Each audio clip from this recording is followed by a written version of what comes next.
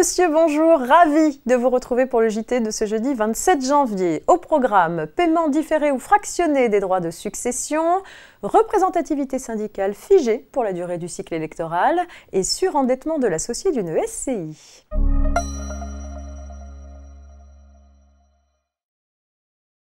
Les droits de succession et de donation doivent en principe être réglés comptant sous forme de numéraire en valeur du trésor ou sous certaines conditions par remise d'un bien grâce à la procédure de dation en paiement. Toutefois, les droits de succession peuvent être payés de manière différée et ou fractionnée sous réserve de constituer des garanties et d'obtenir l'accord préalable de l'administration fiscale. Un intérêt est alors dû au trésor dont le taux est déterminé chaque année par rapport à un taux de référence. Ce taux s'applique pendant toute la durée du crédit. Pour une demande formulée en 2022, le taux s'élève à 1,2%, soit un taux identique à celui applicable en 2020 et 2021. En cas de transmission d'entreprise, les droits de succession peuvent sous certaines conditions être réglés de manière différée et fractionnée, moyennant un taux d'intérêt réduit des 2/3, soit 0,4%.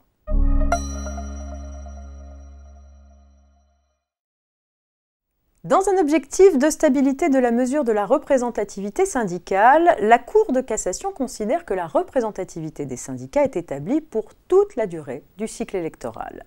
Dans une décision du 5 janvier 2022, elle souligne que la règle reste la même lorsque le périmètre électoral varie, comme ici en cas de modification de la situation juridique de l'employeur liée à l'absorption d'un établissement par un autre.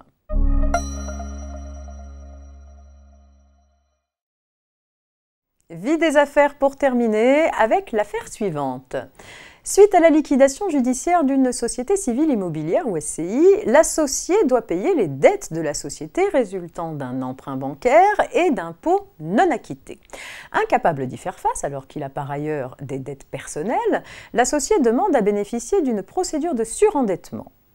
Les créanciers de la SCI s'y opposent. En effet, les règles relatives au surendettement bénéficient aux particuliers qui ne parviennent pas à honorer leurs dettes non professionnelles. D'après eux, ces règles ne peuvent donc pas jouer parce que la majeure partie de l'endettement de l'associé résulte de l'activité professionnelle qu'il exerçait par l'intermédiaire de la société. Sa situation relèverait donc uniquement du régime des procédures collectives.